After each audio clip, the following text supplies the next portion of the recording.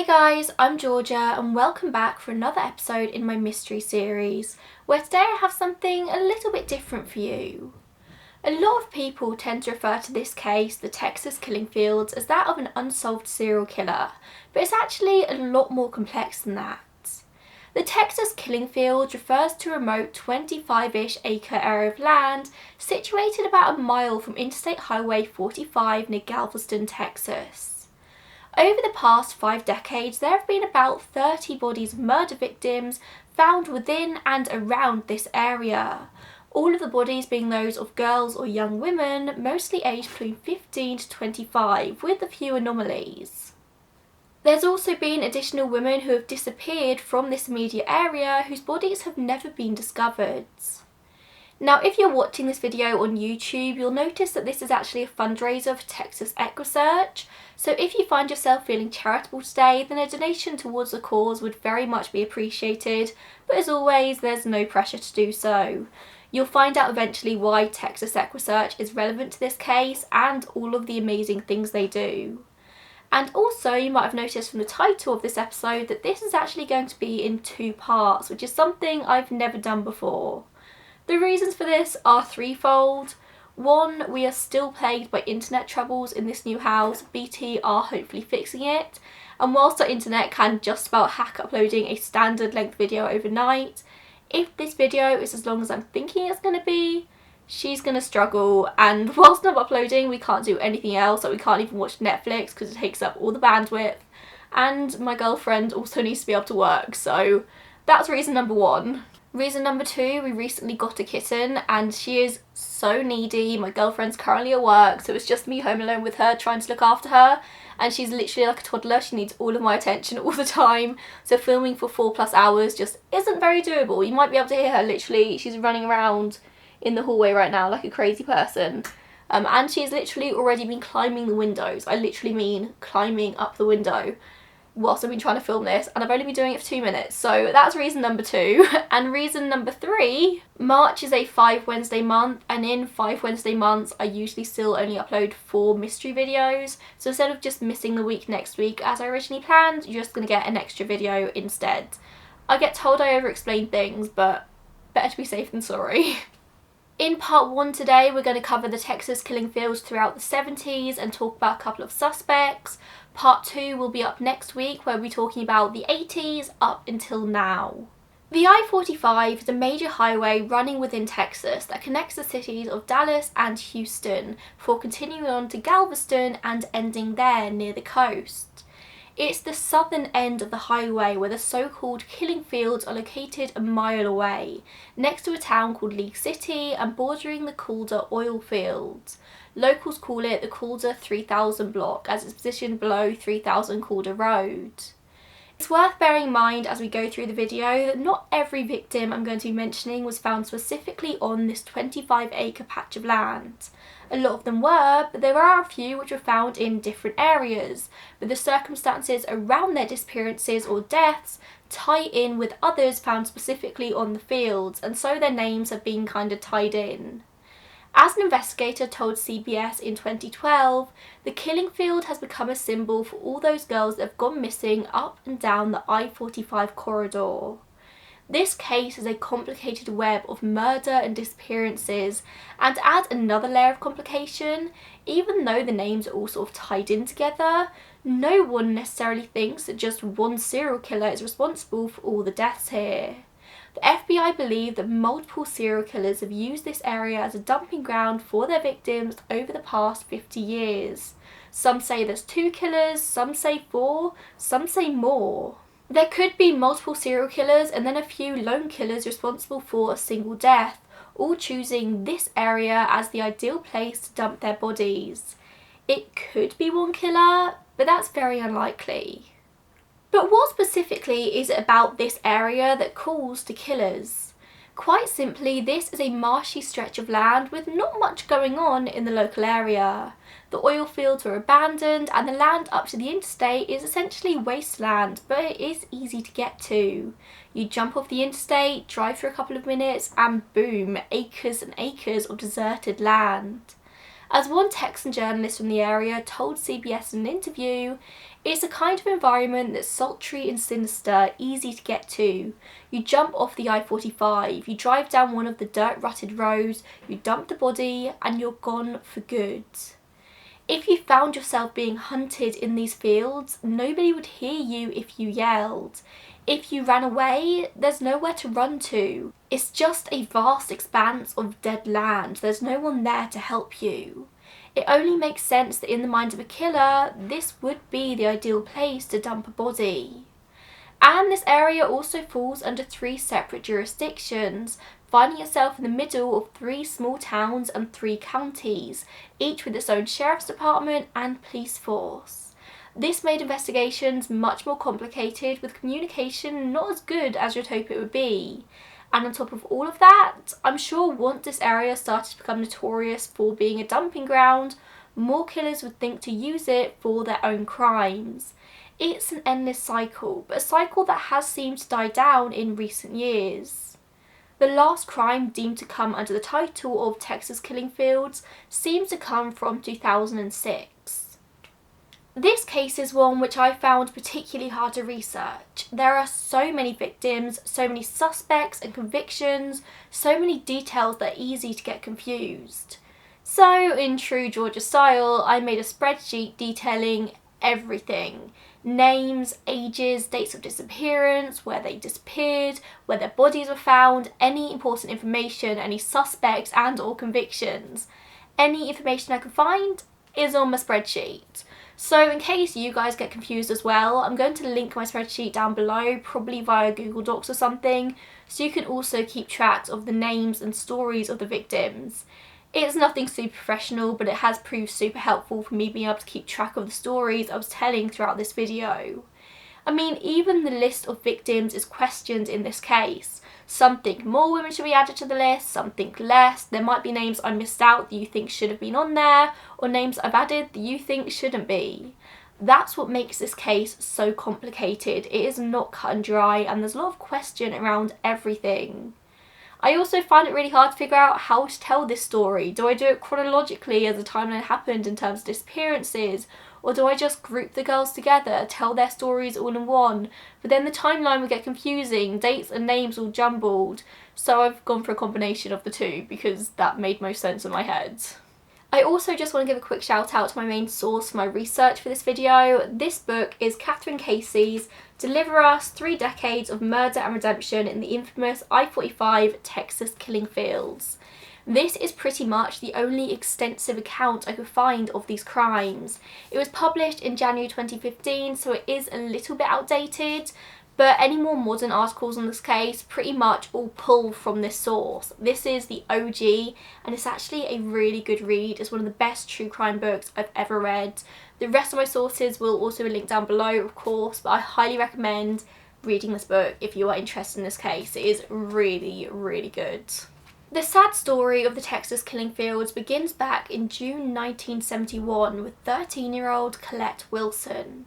She was from Alvin, which is about 17 kilometers southwest of the fields, and she disappeared when her band director dropped her off at the side of the road in Alvin on the corner of Highway 6 and a country road. The intention was that Colette would get picked up here by her mother, but her mother arrived at 12:36 p.m, just 6 minutes after Colette had been dropped off, and there was no sign of her. Although there was a car parked alongside the road with a man inside, but Colette's mum didn't think much of this at the time, assuming the man had just broken down and was waiting for somebody himself. In the past, when her mum had been late or she had been worried, Colette had just gone to her best friend's house down the road to wait there. So her mum drives there to check, but of course she wasn't there either. At this point, her mum's very concerned and calls everyone they know to see if anybody had heard from her daughter. And eventually she has to call the authorities to report Colette as missing. But of course, they just dubbed Colette a runaway, even telling her mum that she was probably off taking drugs, and they do basically nothing to search for her. So the family have to take matters into their own hands, and they organise multiple searches over the coming weeks to no avail. By the time the authorities took the disappearance seriously, it was too late. There were no clues, no answers, but her family knew that something bad must have happened to her. Colette was only 13 years old. 2 weeks later, on the 11th of July 1961, 14-year-old Brenda Jones goes missing from Galveston, Texas, only 32 miles east of Alvin, where Colette had gone missing. Brenda was a good student, she was outspoken and wanted to be a teacher one day. She disappeared whilst walking in the east end of Galveston Island, and her family didn't have a car, so Brenda would walk and catch the bus everywhere, and this day was no exception. Her aunt was in hospital with a broken leg and Brenda wanted to go visit her, so her mum gave her money for the bus fare. Brenda definitely arrived at the hospital that day, and the bus driver remembered her getting on the bus back home, but after she got off at her stop, just moments away from her home, she wasn't seen alive again. Her sister called the police and tried to report her as missing later that evening, but of course, they wouldn't take it seriously. However, her body was found the very next day in Galveston Bay near Pelican Island, just floating on the water. Brenda was found by a crew of workers who were painting the bridge, and it didn't take long for her to be identified, as an officer who arrived on the scene actually recognised her, he knew her. The autopsy showed that she had died from manual strangulation. The laces of the sandals she'd been wearing had been used to bind her wrists and ankles, and she was found completely nude. Some women's underwear, I assume Brenda's own, was found stuffed inside her mouth. 19-year-old Gloria Gonzalez disappeared on the 28th of October 1971 from Houston. She was a bookkeeper at the Houston Kroger grocery store, and she'd taken some much needed time off work, but she would disappear on the first day of that time off. Her roommate reported her as missing when she failed to return home, and she was last seen walking near her apartment on Jacqueline Street in Houston. Then 14-year-old Rhonda Johnson, known as Renee to everyone, and 13-year-old Sharon Shaw would go missing on the 4th of August from Harris County, Texas. The girls were best friends who had just spent the day together at Galveston Beach. They were said to be tomboys and totally fearless surfers. They were these proper cool girls. It's said that there's not a sport that Sharon couldn't do well, and if Sharon could do it, then Renee would do it as well. The girls originally had plans that day to go to the water ski school, but once they arrived they were told that the weather conditions just weren't right for it, it was too windy. So instead they just chilled on the beach for the day. They hung out with friends at the beach, and a girl called Glenda offered them a lift home, but they weren't ready to go yet. Glenda last saw them on Seawall Boulevard in front of the Flagship Hotel. At 5:30 p.m, Glenda headed back to that spot to pick the girls up and take them home. I think they all had plans to hang out at Glenda's house that night, but they weren't there waiting. By 6 p.m, Glenda had to get home, so she left and wasn't all too worried when Sharon and Renee didn't turn up at her house at all. They were notoriously free spirits. In fact, none of their friends were all that concerned immediately when it became clear they'd disappeared. For weeks, the pair had been talking about running away to California to surf, so it was kind of just assumed they'd done that. They hadn't. Their families were much more concerned though, and they searched everywhere they could think of for the girls, but they were gone. On the 9th of November 1971, 12-year-old Alison Craven disappeared from her home in Houston. Her mum had to pop out to run some errands for an hour, leaving Alison home alone. But when she returned, Alison was gone. Just 6 days later, on the 15th of November, 15-year-old best friends Debbie Ackerman and Maria Johnson also went missing. Debbie and Maria were very similar to Renee and Sharon. They were both keen surfers who often attended the water ski school at Galveston Beach, and where you'd find one girl, you'd always find the other. They were inseparable. That day, Maria and Debbie were last seen at a Baskin & Robbins ice cream store at the Galveston Port Holiday Mall by a couple of classmates who called them over to chat. One of the friends would recall seeing the two girls hitchhike a lift as they walked away.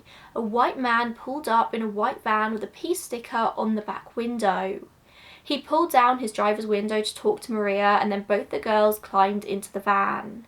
Neither girl would return home, and the next day the families would alert the Texas Rangers. Police would release a be on the lookout alert for them, and their bodies were discovered fairly quickly. Just 2 days later, on the 17th of November, an elderly man who was fishing in Turner's Bayou in Texas City would call in an alert that he'd found a body. When officers arrived, they fished out the partially submerged body of Maria, nude from the waist down, and just like Brenda before her, her wrists and ankles were bound. But unlike Brenda, her cause of death was a gunshot wound, one on the right side of the neck and one in the centre. It was estimated that Maria had been in the water for about 36 hours, suggesting that she'd been killed 10 to 18 hours after her and Debbie's disappearance. And with Maria's body discovered, it was only a matter of time until Debbie was found too. She was also nude from the waist down, her wrists and ankles bound. She also had gunshot wounds, one to her upper back and one to the right of the spine. Seeing as both girls were found with all of their jewellery on, robbery was quickly ruled out as a motive for the murders, meaning that the only explanation was sexual in nature. And then the disappearances stopped for a bit, leaving time for a number of bodies to be discovered. On the 23rd of November, the body of Gloria Gonzalez was found near Addicts Reservoir in West Houston by a man doing some metal detecting. According to Kathryn Casey, he came across a decapitated, decomposing body. He alerts the police, who quickly find a skull nearby in the underbrush. Through the clothing found on the remains, it was quickly thought to be Gloria. The autopsy showed evidence that she'd been bludgeoned to death, but it would later be revealed that she was killed by ligature strangulation. And then just a couple of days later, the body of Colette Wilson was found just 50 yards from where Gloria had been. The discovery of Colette's body wasn't a surprise. In finding the remains of Gloria, investigators had picked up a molar that they believed belonged to her, but it didn't fit her skull. The pathologist concluded that there must be another body nearby, so 3 days later investigators returned and found a pile of bones and a ring with the word peace on it, giving away Colette's identity almost immediately. It had been over 5 months since Colette had disappeared from that bus stop. Sadly, it would be her father who was responsible for formally identifying Colette's remains. He was the town dentist. He'd been the one responsible for Colette's dental care her whole life. Seeing as there were only skeletal remains left, basically the only way she could be identified was via her dental records, something only her dad would know. This whole situation was tragic. Her father would end up dying not long after from what a lot of articles said was a broken heart. And then 4 years later, the Wilsons' youngest son died when a friend reversed in the driveway, not realising he was behind the car. My heart goes out to that poor family. Colette's cause of death: blunt force trauma, homicide. By this point, it was becoming very clear to law enforcement in Texas that they were dealing with something serious. The same person responsible for multiple disappearances and murders. They wouldn't have had the terminology to refer to the perpetrator as a serial killer at this point, but that's what they were dealing with. They started to interview and polygraph anyone suspicious, and the case started to receive national media attention. 7 girls dead or disappeared, and how had nobody noticed up until now? On the 3rd of January 1972, some teens were exploring the water of a drainage ditch attached to Taylor Bayou when they saw what they thought was a volleyball, but it was a skull, followed by the discovery of more bones, later identified as those of Renee Johnson. But as hard as investigators searched, they couldn't find Sharon's remains anywhere, and eventually they were forced to give up on the search. But about a month later, a passerby found another skull in the same area. Investigators would then find the rest of the remains nearby, which forensic experts would rule to be Sharon. The same as so many before them, they had both been bound at the hands and feet, and due to the condition of the remains, they would be unable to determine a cause of death. The medical examiner wrote that there were no signs of trauma, but due to the circumstances, they were under the opinion that the deaths were the result of homicide. Then, on the 25th of February 1971, the body of Alison Craven was found. The situation around the discovery of Alison's body isn't entirely clear to me. It seems that not long after her disappearance, some of her remains, including hands and arm bones, were found in a field not far from her home.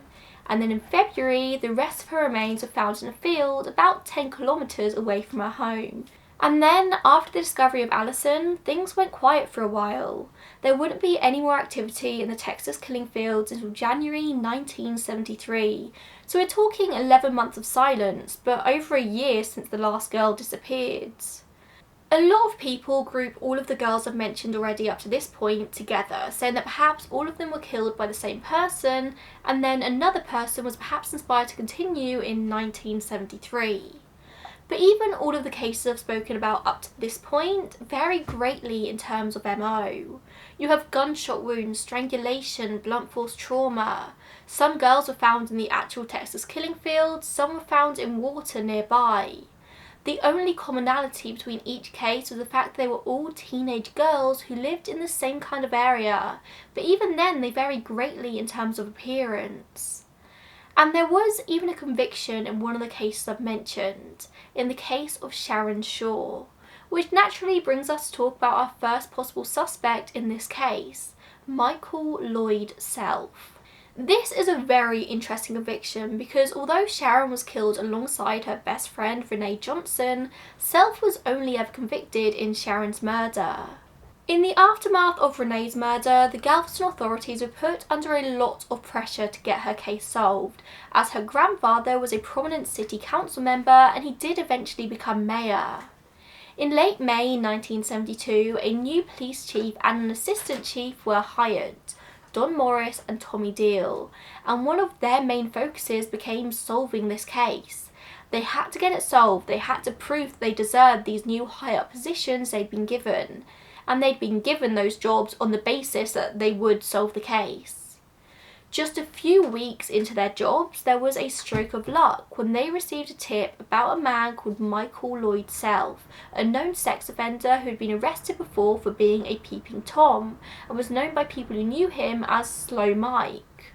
He was shy, he struggled in school, and struggled to hold conversations. A doctor diagnosed him with a minimal brain injury as a child as an explanation. Michael Self was a 23-year-old gas station attendant, but it seems that he really wanted to be in law enforcement. He volunteered at the local fire station and would frequently hang out at the police station next door, befriending all the officers. He would learn about the local cases around town and would love to discuss them with anyone who would listen. But nothing big ever really happened in Webster, until the murders of Renee and Sharon. Not long after the new chief was appointed, Self attracted his attention when it was thought that he'd stolen some gas from the fire station. From there, what happened next was inevitable, whether Self was truly guilty or not. Chief Morris locked in on Michael Self and seemingly decided that he was the one responsible for the murders of Renee and Sharon. On the 9th of June, two officers, Tommy Deal and Herman Morgan, go and visit Self at 5 AM whilst he was working the night shift at the gas station. I have no doubt that going so late to see him into his night shift would have been a deliberate move on their behalf. He would have been tired and easier to get the information out of. And so Michael Self goes into the station for questioning at 7:30 AM after he clocked out of his shift. From the very beginning, this murder investigation was messed up, and by all accounts, by 9:30 AM, Michael Self had confessed to the murders. To steal a passage directly from this book, what happened would later be recounted in depositions by other officers who ventured in and out of the interrogation room that day. They heard Morris shout at Self, who cowered handcuffed in a chair. At one point, witnesses said Morris held a billy club in his hand, hitting his palm with it whilst he cursed at Self, demanding the confession. Mike Self would later contend that Morris rammed the stick into his abdomen and hit him across the back, telling him that he wouldn't get out of the interrogation room until he admitted to killing the girls. Self signed a confession and would later say that he had only signed because he was so afraid the police chief was going to kill him if he didn't. He was arrested that same morning for the murders of both Sharon and Renee, but they decided to go forward to trial for only the murder of Sharon. This way, if he was found not guilty, they could try it all over again for the murder of Renee. He was going to prison one way or another. But it became clear pretty quickly that nothing about the signed confession matched up with actual physical evidence at the scene of the crime. Self confessed that he put the girls' bodies into Taylor Lake, not Taylor Bayou. He said that he'd picked up one of the girls at her house, but she wasn't home at all that day. He said that he had beat the girls on the head with a Coke bottle, knocking them out, but neither of their skulls showed any evidence of trauma. He said that he removed their clothes and drove miles away to dispose of them, but their clothes were found very near to where their bodies had been found. Anyone could have looked at this confession and seen the very clear discrepancies, so why didn't they? But at the end of the day, who were people going to believe? The guy who's just signed a murder confession or an upstanding police chief? At trial, Michael Self was found guilty of the murder of Sharon Shaw and sentenced to life in prison for his crime. Some people today still believe Self to be guilty of this, but I think the general consensus is that he's not. He was framed in order to make Police Chief Don Morris look good at his job, which he weirdly resigned from just a couple of months after the trial. But Morris would prove to be his own downfall. In September 1975, a bank was robbed in a small town called Caddo Mills, men with guns and paper bags demanding money from the bankers' drawers. But Caddo Mills was the kind of place where you weren't going to get away with this. As word spread about what was going on, the local community came together and literally chased the robbers as they escaped, eventually bringing them to a stop. So who were the robbers? None other than Tommy Deal, the assistant chief, and one of the officers who brought Michael Self in, and another former police officer. It would soon transpire that they were all part of a band of thieves run by none other than Police Chief Don Morris. This threw everything into question. They were clearly dirty cops. What else had they done? Despite Michael Self's appeal coming up in 1979, he would be denied and he would remain in prison until his death in 2000. Because if he was in prison, they didn't need to keep searching for the murder of Sharon and Renee. But with Self in prison, the murders didn't stop. After a 10-month lull in murders and body discoveries, 16-year-old Kimberly Ray Pitchford disappeared. That day was like any other for Kimberly. She'd attended high school, gone to a detention, and then headed to her 5 p.m. driver's ed lesson. The lesson was an hour long, and then she left to head home. By all accounts, Kimberly was a very responsible teenager. Her parents never had to worry about her. She didn't make stupid decisions, she wasn't unreliable. If a parent asked her to do something, she would do it. So when her mum told her to call home for a lift after driver's ed ended, she expected her to do so. But the call never came. Later that night, they reported her as missing. The family's panic wouldn't last for long, as her body was found just 2 days later. I never know if it's better or worse for a body to be found so soon after somebody goes missing. You want the family to have hope their loved one has just gone off for a bit, that soon they'll walk through the door. But I know if it was me, I'd rather a body be found as soon as possible just so you can start the process of grieving. I can imagine there's nothing worse than the limbo, but I digress. Kimberly was found in a bayou off a rural lane 22 miles from where she was last seen, and she was discovered by 2 teenage boys. They ran home to tell their fathers, one of whom came back with them to investigate before they decided to call the police. Kimberly was quick to identify as they found her driver's permit in her coat that was abandoned nearby. As with so many of the others I've mentioned, she was found still wearing her jewellery, and her cause of death was determined to be ligature strangulation. A year and a half later, 2 more girls, friends, go missing. 12-year-old Brooks Bracewell and 14-year-old Georgia Gear went missing on the 6th September 1974 after failing to turn up at school.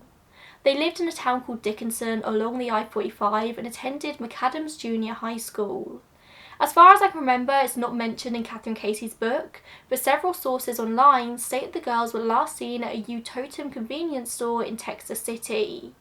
It was thought by their parents they'd just skipped school that day, and when the police were informed, they agreed, thinking it was another runaway case. A witness came forward saying they'd seen the girls at a motel near Alvin playing football with a group of men, and another witness said they'd seen the girls hitchhiking. It doesn't seem like there was all too much investigation to find them. Their bodies would be found just over a year and a half later on the 18th of April 1976. A worker at the Phillips oil site stumbled across 2 skulls, and the following search would be much more difficult than any of the others. There had been this big flood in this area the previous year, so the bodies had been displaced. Prisoners were brought in to help in the search, and over 4,000 man-hours went into it, finding nothing more than teeth and a few bits of clothing. But all medical examiners needed were the skulls. The girls were identified through dental records, and it was determined that they had suffered blows to the head, likely the cause of their deaths. In April 1981, the rest of their remains would be found in a Brazoria County oil field just south of Alvin. On May 21, 1977, 12-year-old Suzanne Bowers, known as Susie to everyone, left her grandparents' home near the Galveston seawall. She was going to walk home, put on a bathing suit, grab her bike, and then go to meet friends on Seawall Boulevard, which, if you remember, is the last place that Sharon and Renee were seen. But Susie would never arrive. In fact, she didn't even arrive back to her parents' house from her grandparents. At some point on the short walk, she disappeared. That evening, her parents reported her as missing, and shockingly, despite the amount of teenage girls that had gone missing in the area over the last few years and had turned up dead, police still refused to take it seriously, brushing off Susie as a runaway, despite her parents telling them that just wasn't her. All her clothes and money were still at home, none of her friends had disappeared, and she was just 12 years old. Where was she running away to? But their pleas fell on deaf ears. 2 years later, in March 1979, 2 teenage boys would come across Susie's remains in Alvin, not far from where Colette Wilson had disappeared all those years earlier, and also not far from where the skulls of Georgia Gear and Brooks Bracewell had been found. Not long after this, notorious serial killer Henry Lee Lucas confessed to killing Susie, and the case was all but closed after this point. But the problem is that Henry Lee Lucas confessed to killing everyone. He said he killed hundreds of people, and he just didn't. He would later say that he only confessed to killing Susie because the authorities would reward him for each confession. It was false. He wasn't the one responsible, but that was it. Law enforcement just didn't really care anymore. Which brings us to our next suspect, one which I think has much more credibility than Michael Self. Edward Howard Bell, known mostly as just Ed Bell. In all honesty, the story of Ed Bell could be a whole video of its own. There's even a whole documentary called The 11 about his relation to the Texas killing fields, so I'm going to try my best to keep to the most relevant points here. Ed Bell was born in Houston in 1937 and would move around a lot as a kid, following his father's job in the oil fields. It's said that as a kid he witnessed his cousin kill his uncle, and it seems that the effects of that would reverberate throughout the rest of his life. But despite this, most people who knew Bell said that he was a good kid who grew into a good man. He was smart and had plenty of friends. Nobody who knew him ever said he had any signs of a temper or being volatile, and he eventually got married, having 3 children. But in 1966, he was arrested for the first time and sent to a psychiatric facility when he was caught exposing himself to young girls. The treatment wouldn't help, and from then on, Ed would be arrested multiple times for the same crime, and would eventually move to Galveston, where apparently he fell in love with the water. He would frequent a surf shop on the beach that he would later become a part owner of. The same surf shop it was known that many of the previous victims would visit. One of Ed's employees at this surf shop lived behind Susie Bowers' house, and it was known that he would go and visit this employee at home very often. In February 1972, Bell would be arrested for exposing himself once again, this time in Louisiana. Interestingly, the vehicle he drove at this time was noted by the officers, a white Ford van, very similar to the van that Debbie Ackerman and Maria Johnson were seen getting into before they disappeared. Sharon Shaw and Renee Wilson were also known to have been hanging out with some older men in the weeks before their disappearance.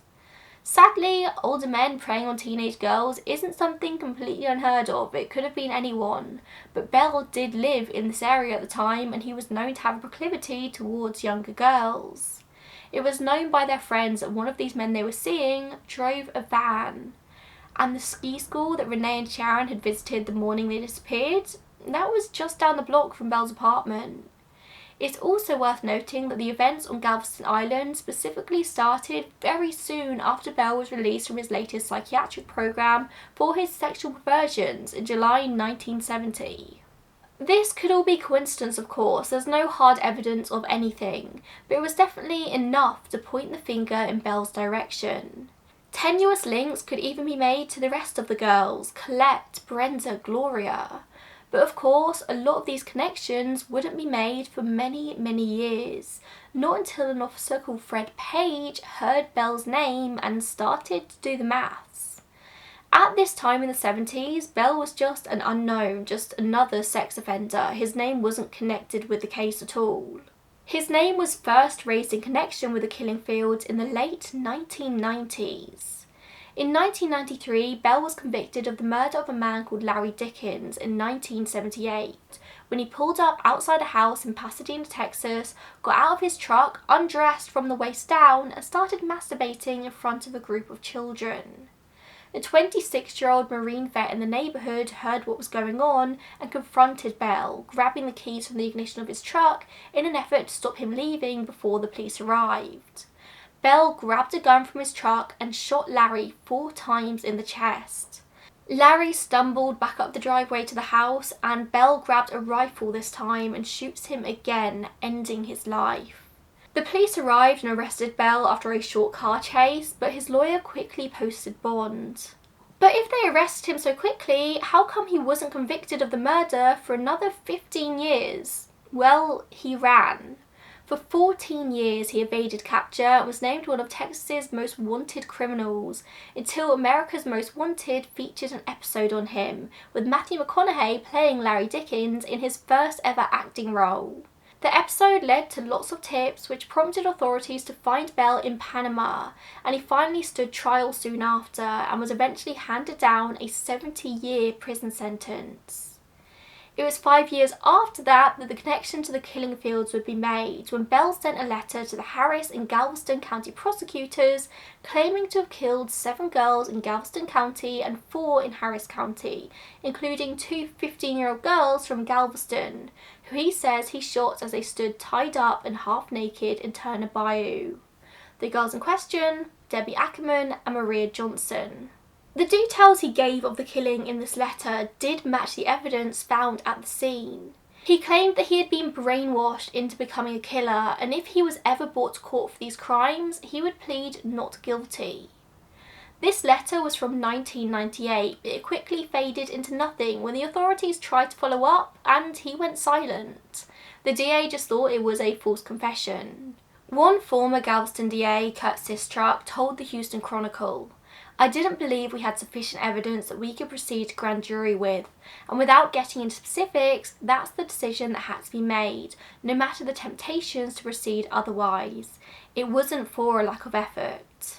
It wasn't until 2006 that the aforementioned officer, Fred Page, set out on his mission to get answers to the case of Maria and Debbie. He spoke to a senior officer called Cara Costello who recalled this letter from Ed Bell all those years earlier, so he dug it up. From there, Page was like a dog with a bone. How could this have been ignored for so many years? He started to work the case, making all the connections to the other 70s murders I mentioned previously. That same year, Page ran a piece in the Houston County Police News naming Bell as a suspect and asking any other officers to come forward with information on him, particularly if they had photos of the white van Bell drove at the time. Page was hoping to find a photo of a peace sticker that should have been on there, as was on the back of the van that Debbie and Maria got into that day. In 2011, a Houston Chronicle reporter called Lisa Olson corresponded with Bell in prison, and he wrote that he murdered 11 girls, 5 in 1971 and 6 more in the mid to late 70s. He called them the 11 that went to heaven. And he even gave some names: Colette Wilson, Debbie Ackerman, Maria Johnson, Sharon Shaw and Renee Johnson. He then went on to name Kimberly Pitchford, just calling her by her surname, and then 2 more girls who had died together. Although he didn't name them, it's thought he was referring to Brooks Bracewell and Georgia Gear. By this point, Page had already discovered that Bell owned pasture land very close to where Brooks and Georgia were last seen. He also made reference to a dark-haired girl thought to have maybe been Gloria Gonzalez. Many Texas investigators have said that Bell is the closest thing they've ever had to an answer in this case. But in the state by this point, confessions alone couldn't be used to convict anyone in a court of law, and for good reason. Just refer back to Michael's self-story. There needed to be actual evidence that Bell was responsible for these murders, and seeing as it was now 2011, a lot of the evidence had been lost. But it's not out of the question that Bell had simply learned the names of the killing fields victims up to this point and was using them for attention. Serial killers are known to do that. If they just took him at his word, they could be missing something important. They could miss another killer out there roaming the streets. They can't just believe him, there has to be evidence, and there just isn't that. Chapter 6 of Deliver Us actually features Kathryn Casey going to talk to Bell in prison, and it's a really fascinating look inside this man's head. On the outside, he seems mentally ill, possible psychosis, and there's no doubt that he was in and out of psychiatric hospitals a lot over the years. But there's also the vibe that this could all just be a very smart act. Honestly, I really can't recommend this book enough, so please go and read it if you want a really deep dive into this case. The culmination of this part of the story is unsatisfying for everyone involved. Bell died in prison in April 2019, he was 82 years old, and he never provided any solid answers. We still don't know if he was responsible for the murders. He's definitely a good suspect, but there's nothing solid. It also doesn't help that Susie Bowers was definitely not the last victim to be found in the killing fields. The murders continued long after Bell went on the run in 1978. But was it the same person responsible? And that's where I'm going to end part 1 of this video. I think I made the right decision because this alone has taken me ages to film. I'm so sorry about my cat being very annoying. I know she's making noise. And the wind, but I can't control the weather and I've got to film this today, so I apologise. But hopefully I'm going to be able to edit this into something okay.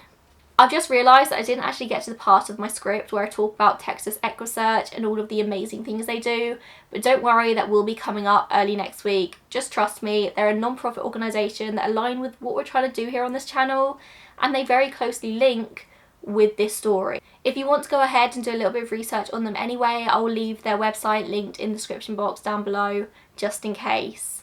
Thank you so much for tuning in this week. Please come back for part 2 next week. And I guess I'll see you there. Bye guys.